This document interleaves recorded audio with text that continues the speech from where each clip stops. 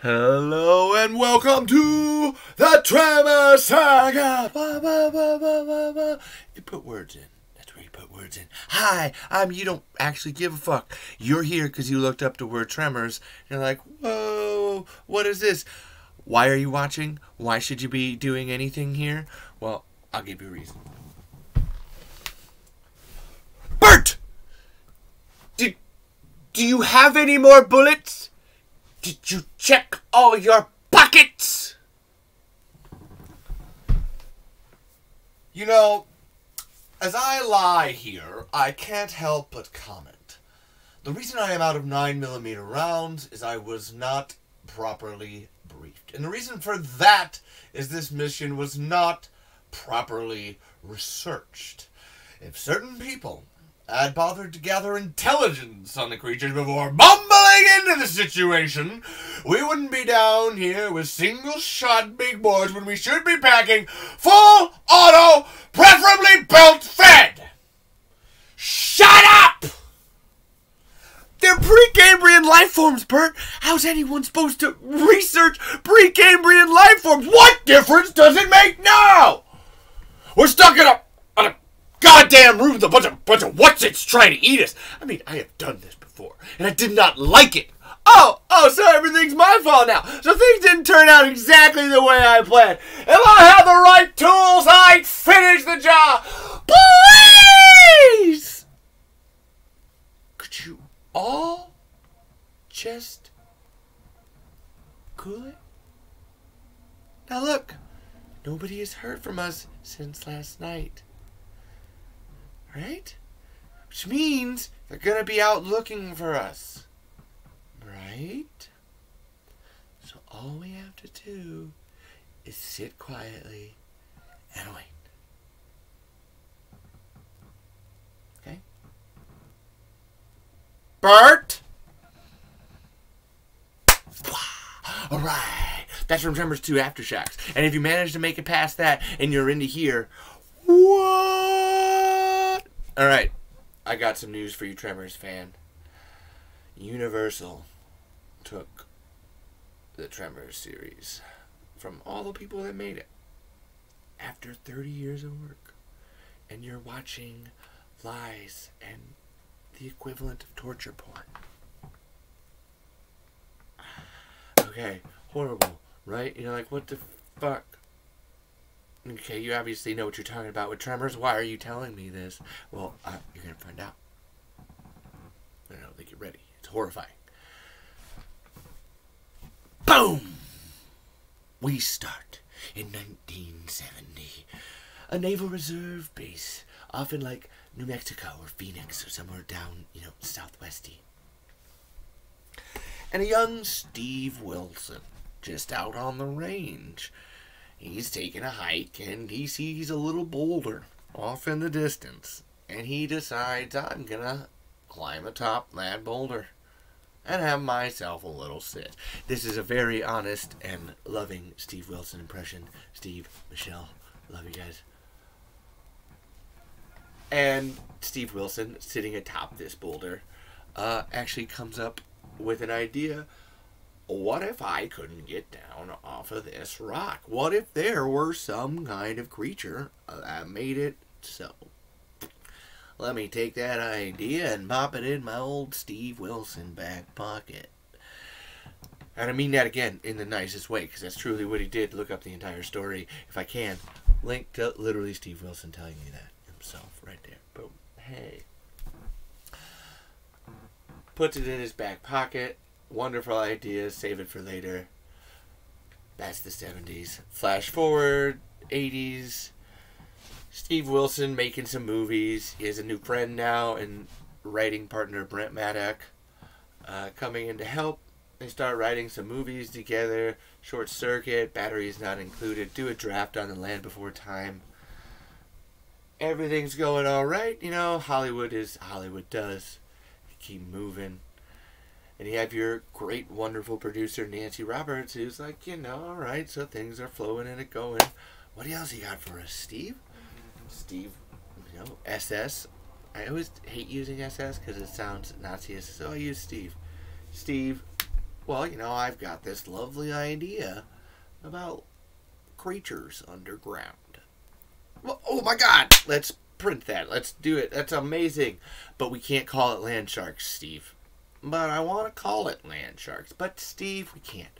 Seriously, it's a wonderful little bit of notage, if I can put it up there. Actual note from Nancy Roberts, we can't call the movie Land Sharks. Made an SNL skit out of it anyway. We have this lovely little movie, Land Shark, getting shopped around to networks. Nobody wants it. It's a mix of comedy and horror and romance, bromance, adults, kids, monsters. Nobody knows what to do. Managed to get the script in front of a young Gail Ann Hurd. Oh, hey, yeah, shit, she knows what she's doing. Terminator, fucking, oh my god, why am I blanking on everything but Terminator right now? Oh my god. See, Gail Ann Hurd, Jurassic Park, too. Just a fabulous producer. I'll just end it there. Gets the script, moving it around. Eventually gets it seen by, I think, Jim Jekyll's at Universal.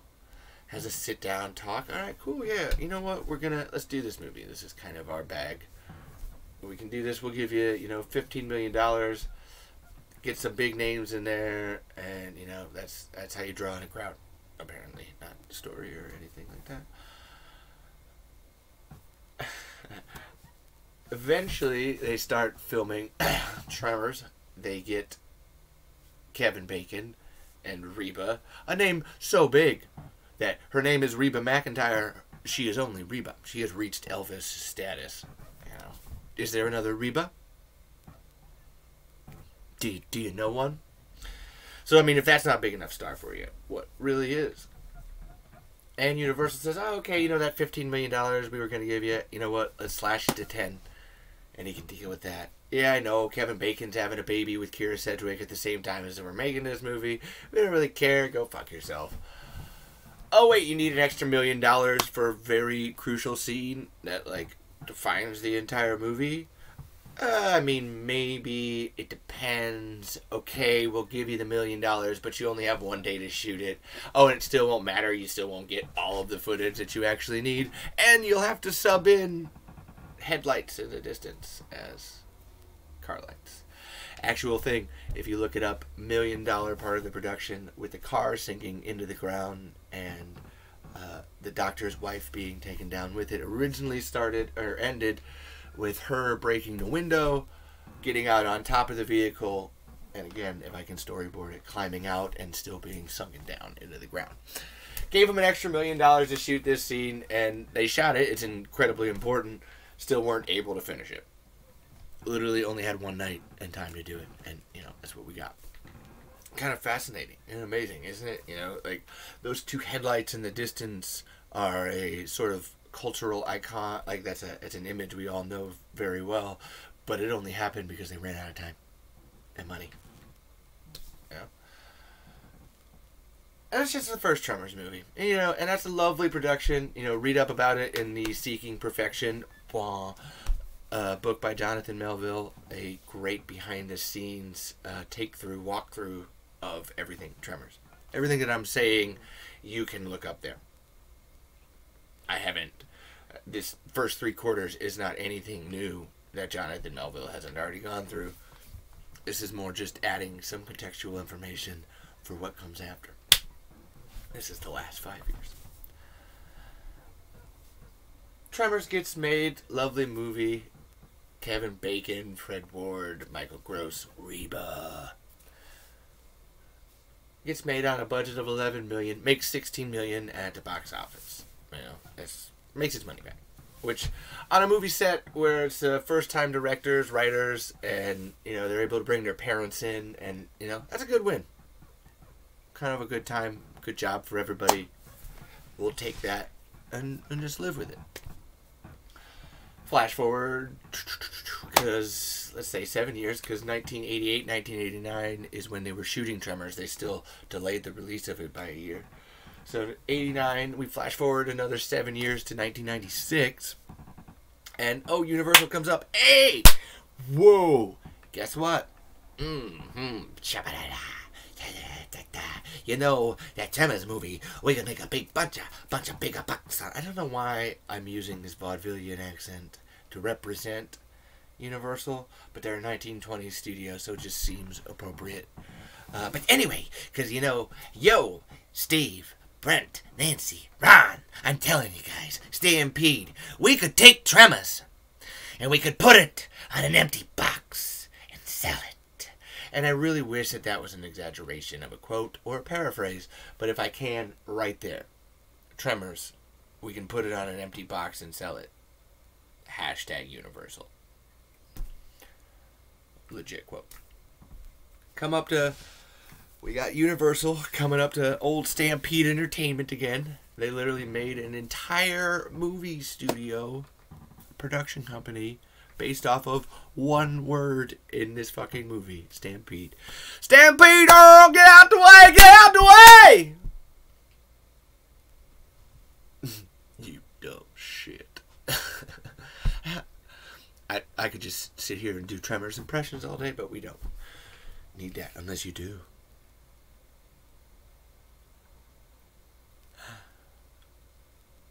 Flash forward 1996, we can sell Tremors out of an empty box. And, you know, can you write us a sequel? The more big names we can put in it, the more money we'll give you, obviously. I still don't entirely understand the math on that. And an original script with Kevin Bacon's Valentine McKee and Reba McEntire's Heather Gummer returning. Boom. Something that I had to find almost illegally and print for all of you guys to see. Actually have this original script with these people returning and doing their stuff. And it's actually great and awesome. Shows Bert, Michael Gross's character, off in a totally different light. And even though it is very much the same script as what we end up getting with Christopher Garter's Grady, it is almost the same lines as Val, as Kevin Bacon's Val would say. It is merely the way in which the actor presents them that is different. And it's quite fun to read, knowing and seeing the Tremors 2 Aftershocks that was made, and seeing lines that were used and not used and reused, and like, oh, okay, a lot of this is just an actor playing things differently. It kind of works. You know, the rest, there's lots of things cut and, you know, obviously combined. They used the ending from it as the ending to one of the episodes in the TV show, Shriek and Destroy, where they're actually using old 1800s musket loaders to attack Shriekers. It's a great little scene in the original too. That, you know, so good they had to use it again. They couldn't just let it go to waste. I don't blame them. So you have this original to Tremors 2 Aftershocks getting made, getting put out, and alright, we come up with this idea for Shriekers. Honestly, Steve Wilson's love of 1950s B monster movies always shines through in his ability to one-up himself in, oh, okay, we did that, you know, we were prepared for that, but what about this next thing? Are we really prepared for that? You know, and evolving. Because the idea of Shriekers coming out of graboids and then multiplying asexually is just brilliant from a monster's perspective. Yeah, I said asexually, not hermaphroditic. What they say in the movie is wrong. You just give the 1990s some slack for that. And so this movie comes out. You know, we were looking at that original $15 million budget for the first movie.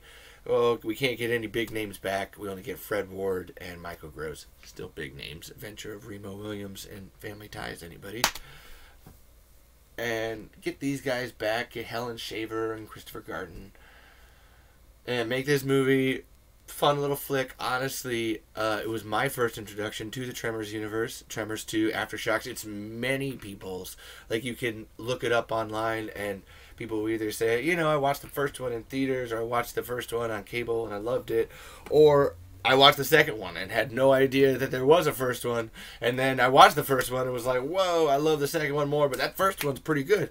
And it's a very weird thing where a lot of people have been introduced to Tremors 2 Aftershocks before Tremors 1. I actually lived under the assumption that Tremors 2 Aftershocks was the original, despite having a 2 in his name. I watched it when I was 5. Give a person a break.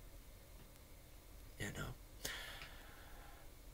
This movie comes out and does well enough on VHS home video that it almost begins to create a market for it. That's what the first Tremors movie was doing. It was busting onto the scene in a sense and saying that, yes, these movies that maybe people are afraid to go out to see in a theater with all their friends because they're not sure of how they'll be looked at, they have no problem with watching at home. It's a very comforting, pleasurable, like, oh yeah, this is a good time, we'll have fun with this. Nobody's judging me. And then, oh, lo and behold, that's pretty much everybody. Everybody has a fear of being judged by other people, and so they're just watching more movies at home. You have Tremors 1, Tremors 2 doing excellent numbers on VHS. And I only say that because that is what has been told. It's doing excellent numbers. You don't ever get any actual fucking numbers because you'll tell you, oh yeah, it cost, what I told you, $11 million for the first Tremors movie. It's $5 million for the second one, $6 million for number 3, and $4 million for 4. And those are, I'm not, maybe switch the 4, 5, and 6 around, honestly. But that is the numbers that you're given. You're just given flat $6 million, $5 million, $4 million. You can't find any kind of like, okay, well, if these are making enough profit on the back end to like keep making movies like this, then where's that like the signature of that profit? And the only thing that you can find is this whole idea of a $514 million evaluation of the Tremors franchise, which doesn't seem to make any sense for a bunch of movies about giant worms that nobody seems to like, even though we're still making more of them. Kind of weird, right? This is 1996. Universal comes back 4 years later and says, you know what? That Tremors 2 did so good on VHS. We need the Tremors 3, and it's gotta be back to perfection. Again, I really love that accent for those people. Because it, sums up the attitude. And obviously, Tremors 3 Back to Perfection gets made. And as I've been saying, Universal keeps pointing out, people coming back and paying, and the more big names that you can have in your movie, the better. We finally reached this point in the franchise where it is almost just Michael Gross exclusively showing up. Except for the fact that you have over like half of the cast from the first one returning. So you have Michael Gross as Bert, you have Charlotte Stewart's Nancy Sterngood, and Ariana Richards as Mindy Sterngood, Robert James Melvin Plug, Tony Gennaro's Miguel Sanchez. Okay, so like there's 5 people of a town of 14 that are coming back. So a third of your cast is literally coming back from the first movie. Oh no, we don't care. You still don't get enough money to do anything. But also, we're making so much money that we want you to then make another one. Starting to make sense? All this math that I'm putting at you, or you're just like that, it makes no fucking sense. This Tremors 3 Back to Perfection gets made. It's the year 2000. One of the most meta of all Tremors productions, because you can begin to tell the behind the scenes feelings is like, well, I mean, like, they keep giving us money for this. That makes no sense. When they tell us that there's no money to be made, well, I guess we're just gonna, like, yeah, we're gonna wing it. Everything's fucking winging it from here. Quite literally, let's put wings on shriekers and make them fly. Winging it, man. There's fucking fire coming out of their asses, and still somehow, like, completely plausible. Again, Steve Wilson. Whoever, like, you guys are just brilliant. Honestly, that's a lot to be given to Alec Gillis and Tom Woodruff Jr. of ADI Studios for a lot of their monster designs, creature effects, going into the actual storytelling of the animals. They're not monsters, they are animals. And that's where you get the great thing in the third one where, oh no, you can't actually hunt graboids. They're an endangered species. Like, wow, who the hell is thinking about this stuff behind the scenes? Someone who clearly gives a shit. This third movie gets made. Again, like I'm saying, they give them no money to make them while simultaneously saying that they make so much money that we need another one. And they come up and say, hey, Joe, Stampede Entertainment. Nummy, nummy, nummies. That third one, it was terrible. But we want you to make a TV show. Like, yeah, that third movie was so terrible that we want you to make a TV show. Am I in my own reality at a certain point where, like, I don't understand if things aren't working, why would you keep putting money into them? Or just don't say that they're not working. Say that they're doing fantastic. Like, that's really what's confusing. Flash forward 3 years, and Steve Wilson and Brent Maddock and Nancy Roberts and Ron Underwood all dust off what they originally had as an idea for the 1990s version of the TV show, which was Val and Earl as monster hunters going around the nation as such and fighting things such as killer toasters and El Blanco and a fisherman who looks like a vampire. Well, a vampire who looks like a fisherman, you know? And they need the help from everybody to be able to do this. I think there's a Sasquatch episode where you find out that the Sasquatch was actually that the Yeti was putting on a Sasquatch outfit so he could stop people from fucking with him as Sasquatch. Strange things.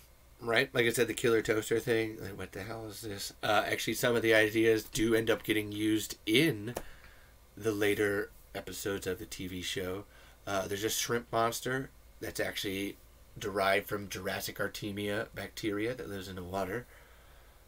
El Blanco, originally made for the 90s series, shows back up in here. There's one that I really want. There's a cute little hamster with teeth. That would have been great. If I could put that image there. And, yeah. Universal said, alright, we want this TV show. Sci-Fi is coming to us. Give us what you can. And they write it. You know, they're out there writing it. They get a whole team of people. This is where they bring in David Israel for showrunner. Babs Grayhosky ends up writing some great episodes. Glenn Maddock even starts joining the team here. Brent's brother. And, alright, so, yeah, Universal has you go off and make this TV show because the movies were so successful. And then, while you're airing the TV show, out of order, that's right, you can look this up. If you think Firefly is bad, you should see what the Sci-Fi Channel did to the order of the Tremors series. Absolutely unwatchable. Like, I mean, literally, you just get fucking confused. It was so bad that they made them film bookends for one episode so that way you wouldn't be confused because they had fucking fucked up the order so much. That's Sci-Fi too. That's not Stampede Entertainment. They fought. They weren't even allowed in the editing bay of the TV show. They fought tooth, line, sinker, and nail to get everything that they could done in under the time and pressure. And no, you know, Universal, Sci-Fi, NBC is just like, yeah, we don't really care. Fuck you. We're just gonna air these episodes however we feel. Oh wait, nobody's liking this. We're gonna blame that on you and cancel the show before it's even, you know, done airing. Before it was even done filming, they knew they were canceled. Again, another Firefly situation without a shitty Joss Whedon, you know, of just like, oh, wow, yeah, these people were making something and knew it and then watched it crumble around them. Because then you have this wonderful situation of Tremors the series and Tremors 4 having back-to-back productions. And I don't mean like, oh yeah, you know, they finished one and then moved on to the next. I mean that Michael Gross was not able to be in every episode of Tremors the series because they couldn't wait 2 weeks. And I mean, by they, Universal was pushing Stampede to make Tremors 4, and you had to start now. You had to start. We got to get Michael out. We got to get him out now. Get the Tremors 4 on the wheels, on the track. Let's go. Yeah, and literally would a delay of 2 weeks in either direction for either the movie or the TV show allows him to be in both, allows the entire production companies of both movie and TV show to actually then work together. Be like, all right, we're done with the TV show. Cool. Now we pack up our stuff. Now let's go over to the movie. You know, it seems kind of like what you should do, right? You've done that the last 15 years of, oh yeah, you go from Tremors 1 to 3. Okay, you trust us enough, like, just let us do our, damn jobs. It doesn't happen. Nope. We don't care. Michael Gross, get him out now. And we got to shoot this movie now. We got to get it now. And they still ended up delaying the VHS release by a year. They had finished the entire Tremors for The Legend Begins and delayed it by a year. I know, right? Yet after all that, like, oh, we need to go now, 2 weeks stuff. Kind of horrible. That's how you decide to treat people. And say at the same time, you're making us so much money, hand over fist, like, we gotta have more. Like, there, you reach a certain point of, like, you can either say to me that we're making no money, or you can say to me that we're making so much money we don't know what to do. But when you fucking flip-flop, like, you can go to the Stampede Entertainment site and see Steve Wilson answer every single kind of question about merchandise. Where is our Graboid and Tremors and Ass Blaster and Shrieker merchandise? And I would love to. I would sure love to do that, but Universal just won't let Stampede do anything. And I mean that impression in the nicest way, Steve, if you are watching this, where you're just like, no, this guy answered questions for the last, like, 6 years about a movie series that he got kicked out of. And still has the ability to say, yeah, we could be making tons of money. You ask him about, oh yeah, what about the Tremors game? Oh yeah, a Tremors game would make a fortune. Make an absolute fortune. This guy is seeing the numbers behind everything, seeing all of us and how much we all love and buy Tremors stuff. He would eventually be like, yeah, I can do the math. I don't even know any of this, and I can still do the math behind the scenes. If you had the actual numbers in front of you, yeah, you would be like, oh, fucking shit, man. There's fucking, like, 1 billion people on the planet.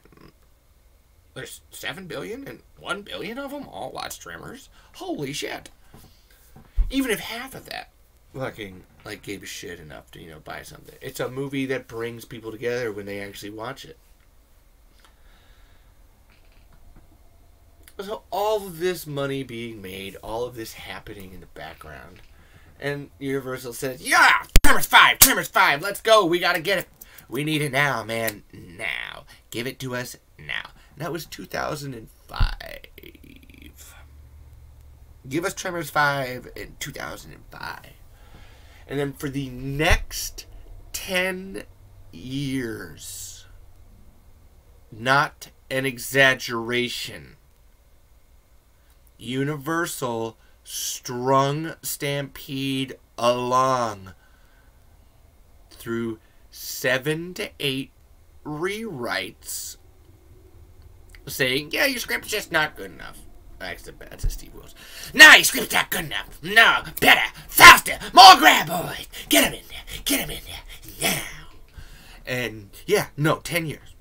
10 years of, yeah, that draft's not good enough, do it again. All right, nope, that one's not good enough. And Stampede has their own, yeah, we'll rewrite it. That's not, you can watch Steve Wilson say in a lovely thing, a lovely piece done by Graffiti with Punctuation, Hollywood Unseen.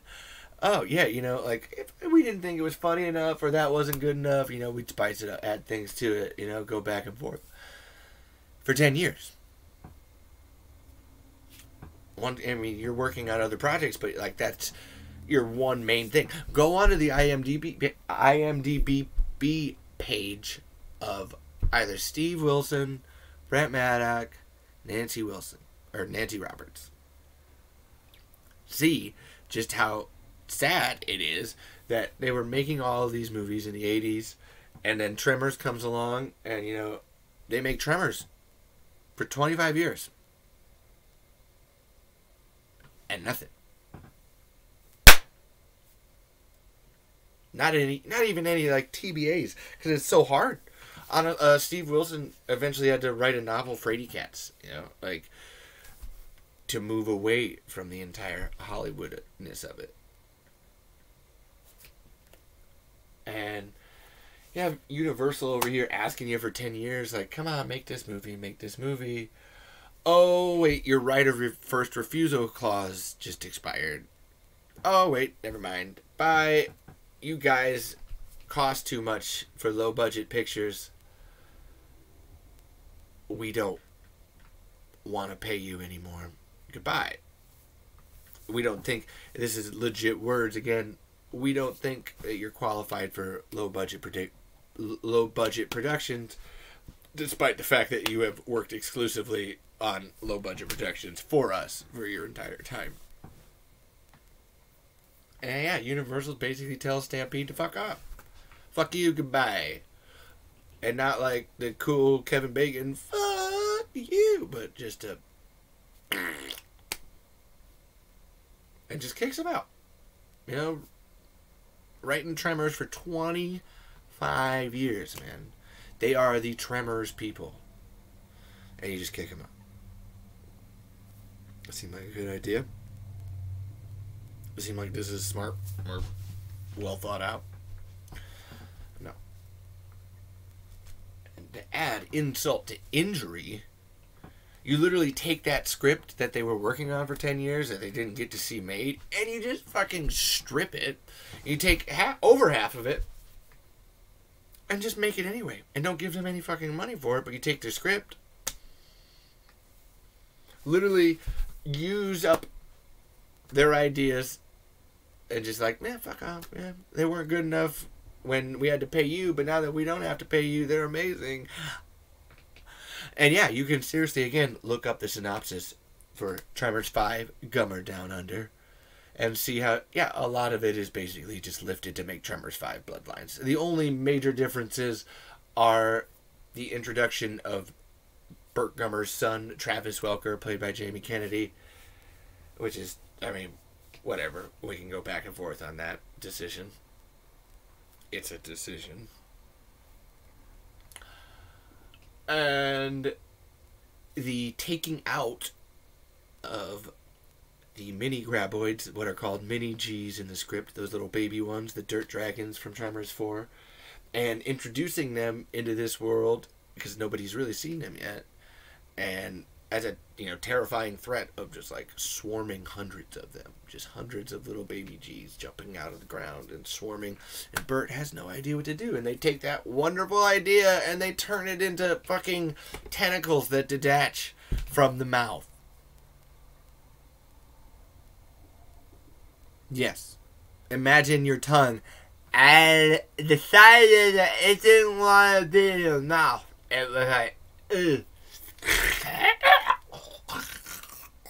I don't know how to say it, but you can say,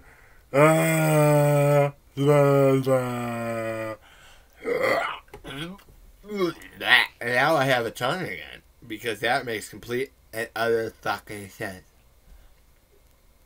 Even for a monster that turns into little baby versions that walk around with heat seekers on its head that then also turn into monsters that can fly via the power of its butts. Having its tongue come out of its mouth is kind of just like, honestly, I want to use the word overkill, but it's almost like underkill. Like you didn't even really think that idea through all the way. Boo. Boo. And that's not even getting into how they redesigned the graboids and ass blasters. Iconic designs of that pre-Cambrian, prehistoric beak you do not see on any other creature anywhere. Literally something so cool that, you know, you can't fucking replicate it. The only thing that comes close, and this is because of Alec Gillis and Tom Woodruff Jr. working on the movie, is Starship Troopers, the bugs, you know. But that's because they actually reused a Shrieker design for the look of the arachnids.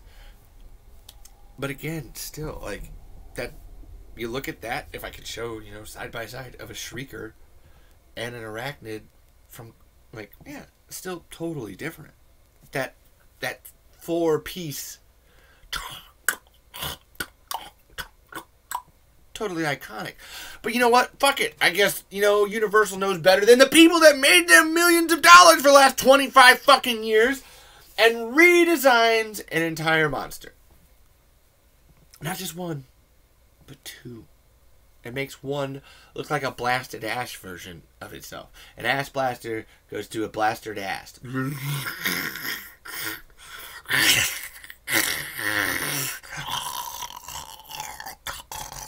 Doesn't even look good. And yeah, you have that. Just wonderful, like, let's just butcher all these ideas, everything that we've had. We built up this goodwill of creativity, and we're just gonna smash it with a fucking jackhammer. What the shit? And yeah, that happens. It's wonderful. It's terrifying. And honestly, that's where Jonathan Melville's Seeking Perfection book ends. So if you have that and you know that, now you're almost officially caught up with the story. Honestly, the newest thing is Hollywood Unseen's Tremor 5, Come Her Down Under. Again, check it out.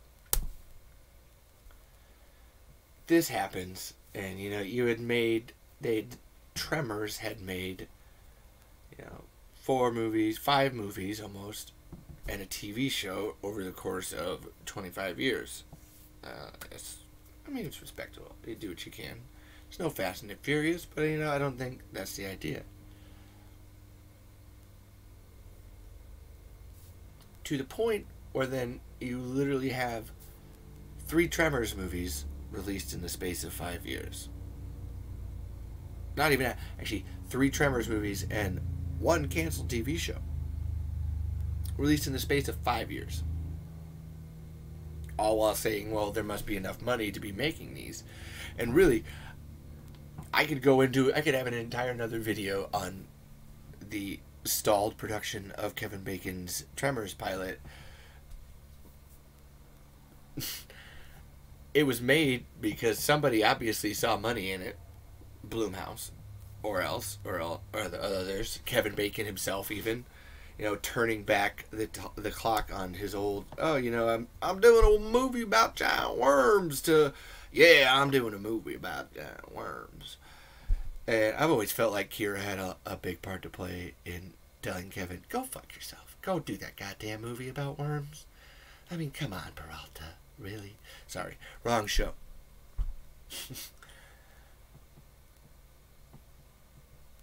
That gets made. So made that there's a script, everything finished, VFX production copy of this episode.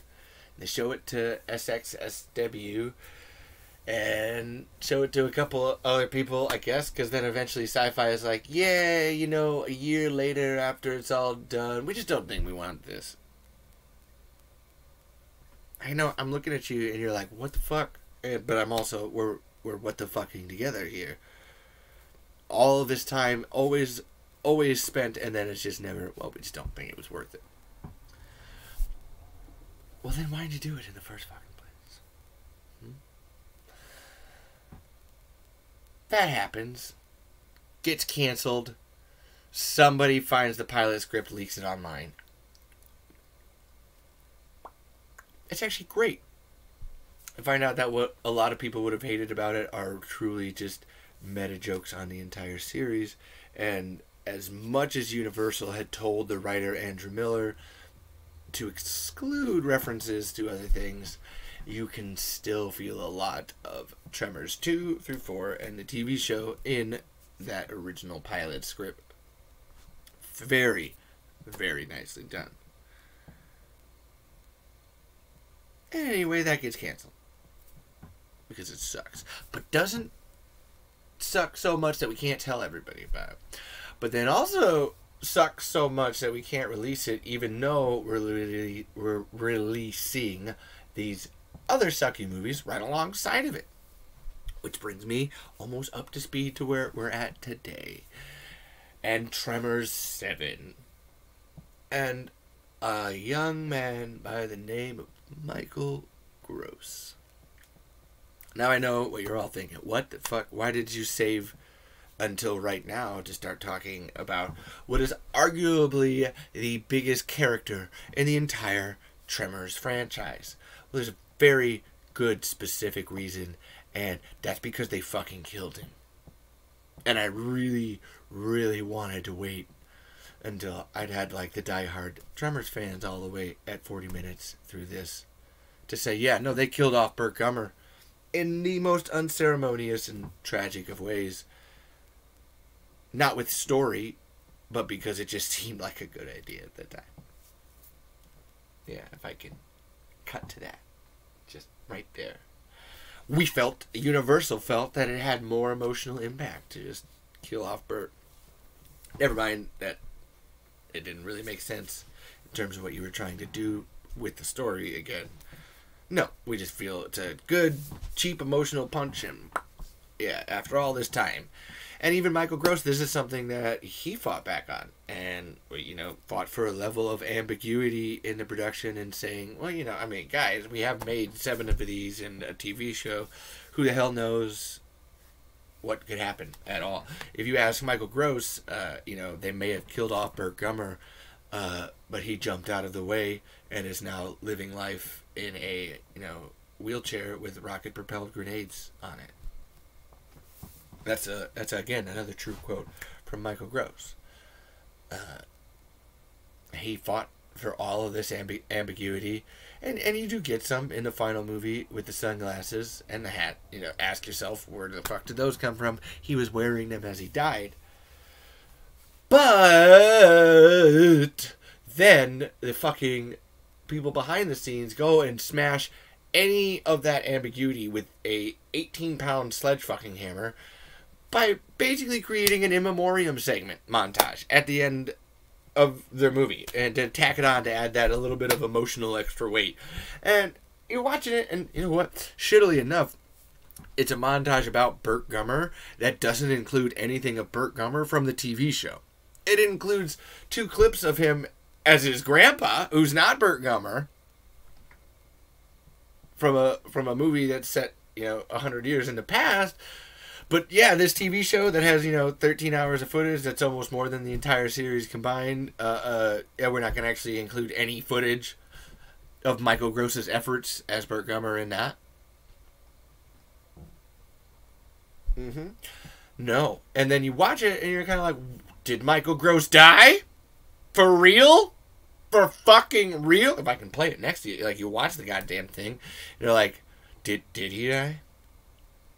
Like, really? I had to look it up afterwards. I was watching it on a Saturday, kind of having a fun romp, and then, you know, the movie doesn't really telegraph the death in any way, so you're kind of just left, what? Okay, that, fine. Not how I would have done it, but okay. And then, like I said, you find out more behind the scenes. I, you know, made one comment on Reddit. It blew up so much that I had to go look up, well, okay, like, if people are calling me stupid for this, like, let's look and see how stupid I am. Oh, no, I'm not, all right? Yeah, Michael Gross fought for this more than I did, even. Michael Gross cared more about not dying than I did, even, because of course he would. Because for the last 30 years, he has been carrying this fucking, you know, series. And that's not to take any effort away from the people at Stampede or anything either, too. It's just more like, yeah, it was the only actor that's shown up. And I don't, like, if you actually read, all of the other actors would have loved to have done it. Honestly, everyone always says, where's Reba? She is unfortunately filming, or she's doing tour, not filming, she is doing fucking musical tours, like, all the time. She just has no time for it. If someone were to actually schedule a Tremors movie around Reba, she could be in it. Like, she's almost wants to be in it more than Michael Gross has. She has just not had the ability to. That's where, and again, most of the Tremors cast, why do you think Fred Ward came back? You know, there was no need for him in the 3rd, 4th, and on, so of course he didn't. But, you know, you have the 3rd movie where you have literally most of the cast coming back, so all those people must have had a great time. And I mean that in like most of the cast, because it's everybody who didn't die. Honestly, you look at Walter and Nestor, and technically the doctor's wife and Edgar and old Fred. That takes that town population 14 down to 9. So shit, it is over half the cast returning, because technically, Finn Carter's Rhonda LeBeck isn't even a member of the town. So you have the whole fucking town returning.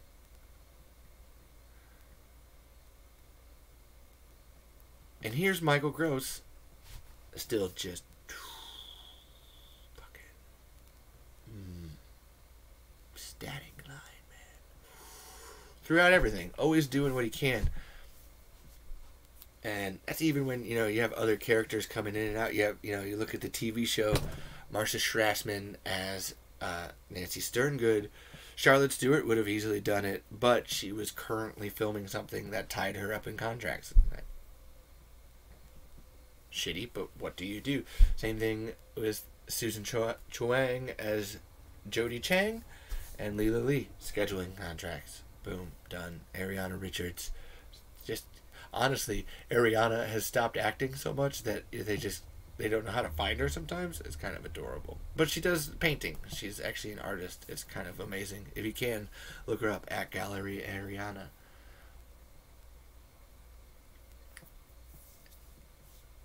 So, to kill off someone like that,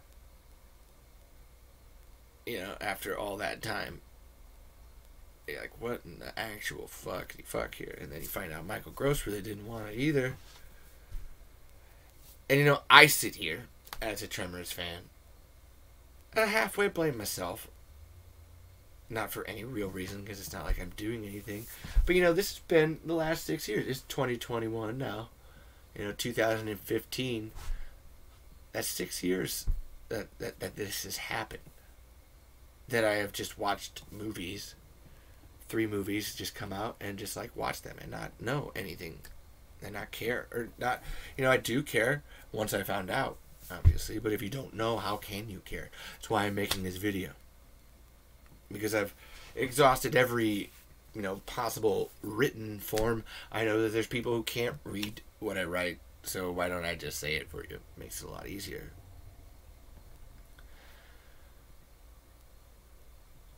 And this whole Tremors 7 thing is a really specific way of bringing itself into the world. And that's with one little thing right at the end of his credits. Celebrate Burt Gummer Day. It's actually in the movie too. There's one of the bad guys is, there's actually a Burt Gummer Day. He's like a superhero in some circles. A legend, even. I don't know why that was Australian. The guy's supposed to be British. And I'm like, what the fuck? Burt Gummer Day? I've been a fan of this series literally since I was 5. How the fuck do I not know about Burt Gummer Day? I was the first person to find out that the sleeping bag at the beginning of Tremors actually foreshadows how they're going to kill the graboid at the end of the movie. If you watch, it's great. Earl falls out of the truck the same way Stumpy does. It's awesome. Again, if I can video that right there, or someone else can for me, because I am not good at editing.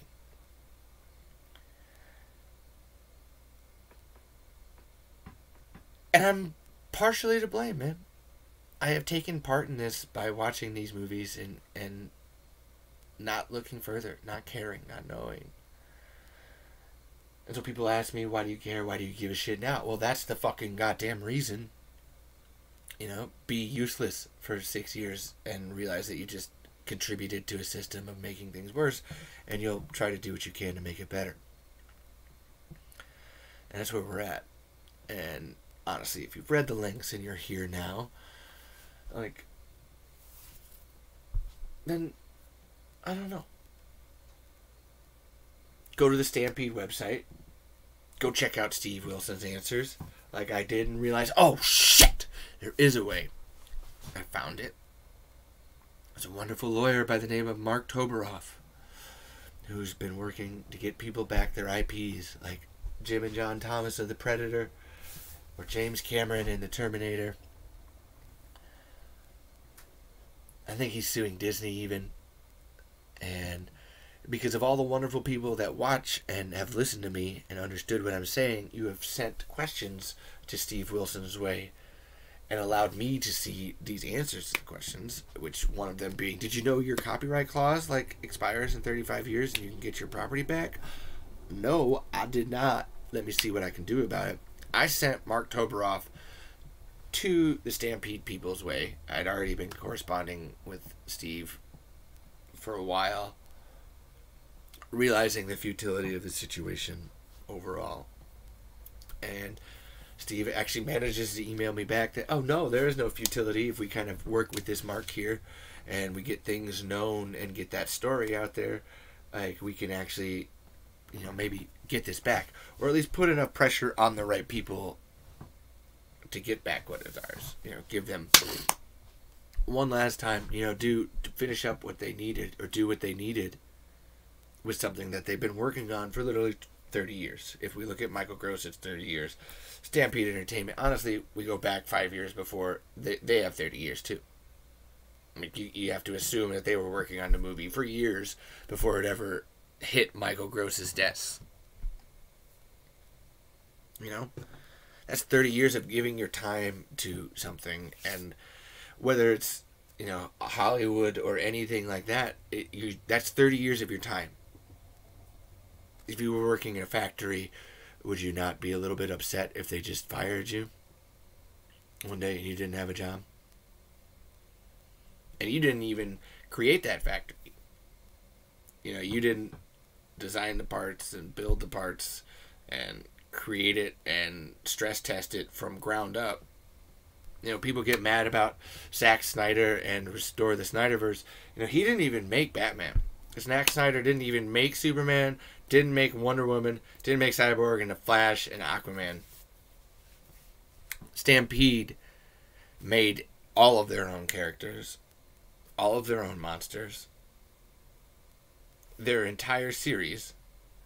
Because you have to realize that all of that creative goodwill, whatever you want to call it, got built up, gives you an almost story Bible to base the rest of everything that you need to off of. Honestly, I've used it to make my own Tremors movie, because you can ignore the last three and look at everything that Stampede made in 4 and the TV show and be like, okay, well, there's a very clear idea and presentation here. You just follow it. You don't mess with it. You just follow it, honestly. And it's not even a formula. It's more just rules for a world that gets set up that you don't break down. And they made this. They're 25 fucking years of blood, sweat, and tears. And they just get kicked out? Michael Gross just gets, oh, yeah, we don't really care. We're probably going to bring on John Hader as, your replacement. And again, no disrespect to John Hader or Jamie Kennedy. It's more just like, that is your response to the way that people have given you their lives for 30 years? That's really fucking shitty.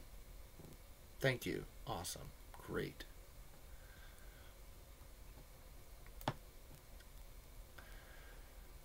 And that's where we're at now. I'm writing Tremors 8 Ouroboros, and I'm going to give it to Stampede Entertainment for free. I already got like 45 pages of it. And there's 30 some here. There's some more with Melvin I haven't shown you guys.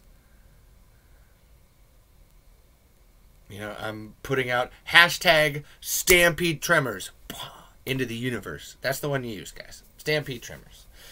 And and it's not about hating the movies 5 through 7 or thinking that they're inherently bad too, because you can kind of halfway tell that, with Michael Gross's help, the behind the scenes team does try to do their best for making Tremors like it was.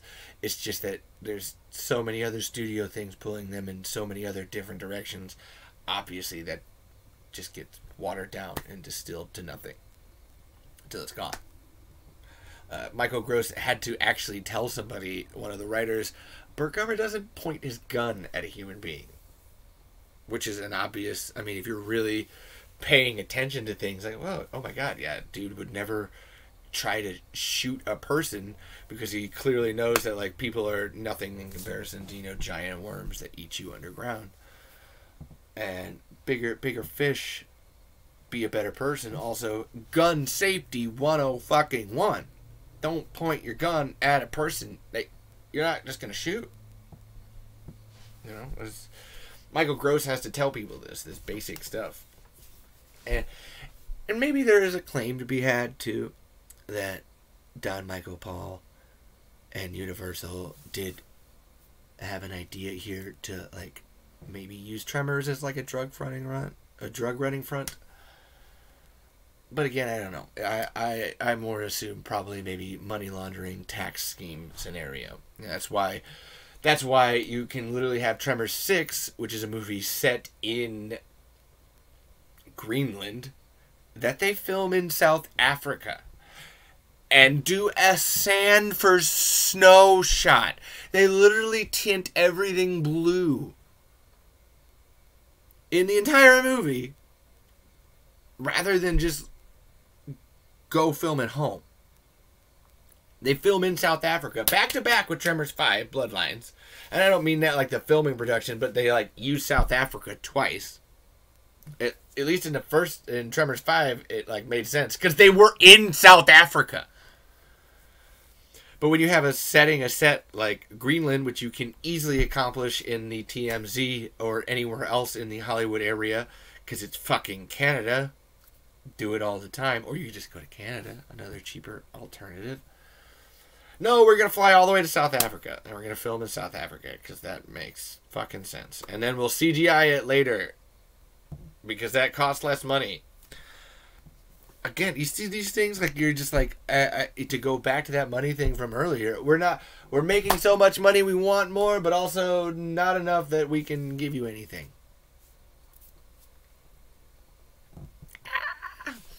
Fucking what in the fucking... And... yeah, to literally, like I said, tint your entire movie blue because you decided to film in South Africa instead. I asked some questions about your behind the scenes. I do. I just question it a lot. So who knows, man? I don't know. I mean, I know everything that I just told you. I know a lot more, too. I mean, I could honestly... This video is hitting about an hour. I'm going to see if I can hit it just right under. But I could talk for hours about Tremors. If I wanted to, I could give you a commentary over top of each movie, give you a review of each movie, give you a review of every episode of the TV show. For what it's worth, Grab Rights, episode 9. One of the best. And... yeah. What are you going to do about it? That's my thing to you, to leave you on. Do you like Tremors? Did you manage to listen to all 60 fucking goddamn minutes of this? Well, then, you should be upset too. I know we all would be. I don't think there's a person alive who could hear this story and not be some kind of pissed off. Even if you have no idea about the underlying movie or anything behind it. You'd be like, wow, people working on something for 30 years and they just get kicked. Well, that's where Burt Gummer Day comes in, man. And if Baby Fark McGeezax can create an entire holiday from nothing but love and giving a shit about Burt Gummer every April 14th, day after day after day after day, then we can make Tremors 8 Ouroboros happen. We can hashtag Stampede Tremors. We can give this back to Stampede Entertainment. We can fix all of this. We can. If we collectively say, no, this is bullshit and we don't want to deal with you anymore, Universal. Or Hollywood studios in general. Give these properties back to the people that made them. You only give a shit about Predator because fucking Jim and John Thomas made Predator 1 and Predator 2. There's no Predator 3. It gets weird and wonky after that. The only reason you give a shit. Terminator, the only reason you give a shit is because James Cameron fucking made 1 and 2 and were amazing films. Do you give a shit about Tremors? Do you want to? Because if you do, just read everything. Read it all. Get out there. Do something. Be like Baby Fark McGee's ex or Megan Smiles and just go anywhere. For Steve, for Brent, for Nancy, for Ron, for Michael Gross, for Kevin Bacon, for Reba, for Fred Ward, for every damn person, Charlotte Stewart, Ariana Richards, Robert Jane, who besides Michael Gross is the only other person to manage to make it to the TV show of the movie cast. You know, Tony Gennaro, who died, you know, and Marcia Strassman, who died. Give these people fucking back their lives and what they were deserved all along. Is it that hard? Are we that cold as a people? Have we lost it? I don't think so. I really hope not. Otherwise, I've been talking to this camera for an hour for no reason. And I highly doubt that. Maybe one person. Just one. That's all it takes.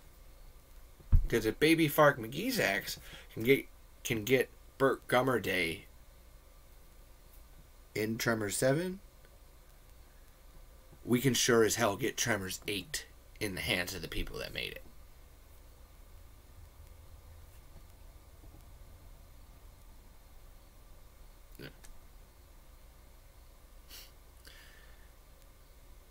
I can leave you on something.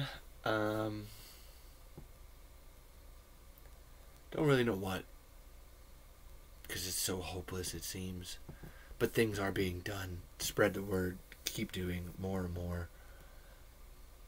The more we get angry about it, the better it gets. And you can insert Tremors as whatever, you know, political cause you feel right about. But it does stand in for a lot. You know, I've protested the police murdering someone outside of my, you know, family's own house. Literally laid down on the ground for an hour on the anniversary of his death last year. Laid down in the ground on the spot where he died.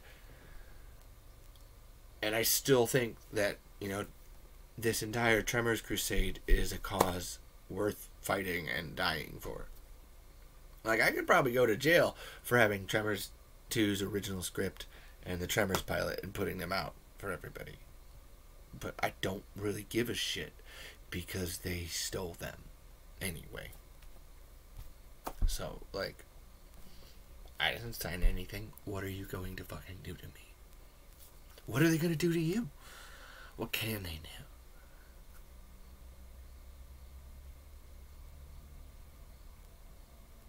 You know? What kind of supreme being would condone such irony?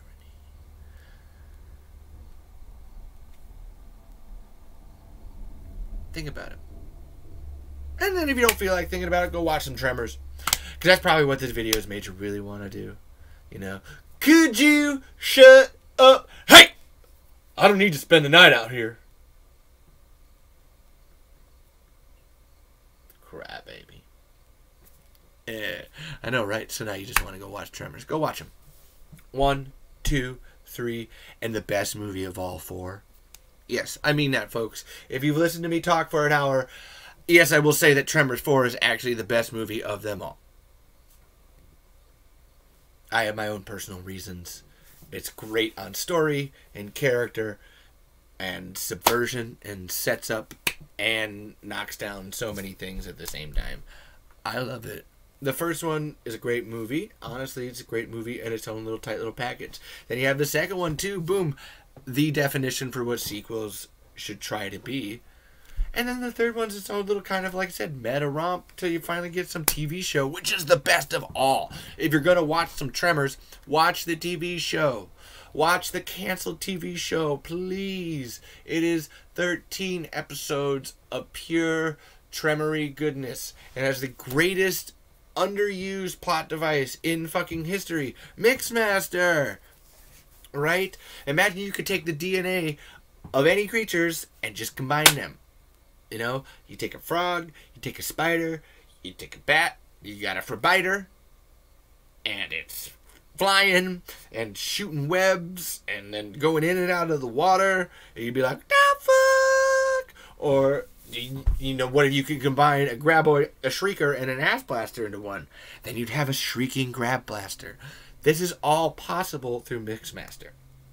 Another great Steve Wilson idea, where you're just like, oh, wow, you know, what if I was just the creator of the best monster ideas in the universe, and I just happened to kind of write them out, just like so, like it was nothing. Seriously, Steve, you do an amazing job. Amazing. So yeah, go out, watch it. Go watch Tremors. You've already listened to me talk about it enough. That's really it. Yeah. Go watch Tremors. Hashtag Stampede Tremors. And look forward to Tremors 8 Ouroboros. Because it's fucking coming. The snake that eats its own tail. We come back around. As we always will. In the end. Thank you. I hope you've enjoyed this. Have a wonderful rest of your life.